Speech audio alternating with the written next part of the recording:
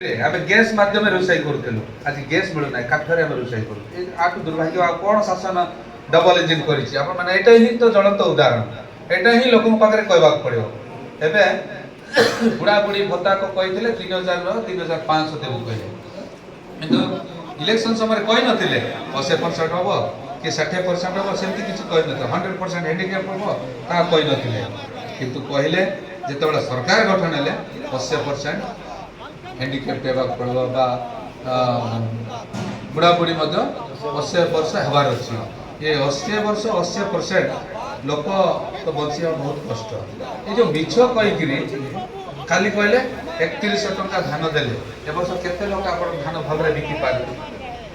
जदि रेट देबाटो नवीन बाबू कहउतिले कम देउतिले किंतु तार समय सीमा भितर धान चाष तो ये भली परिस्थिति रे आपणकर ए जो बुढ़ा बुढ़ी कथा कहूँ जो पंचायत रे जो गाँव रे से जदि मरी गला पर आगा नुआ लोक को एड करा नुआ किसी स्कीम आसी ना तो अनेक कथा अच्छी आपण समस्ते टिके अवगत बा लोक को जणाया पड़ो।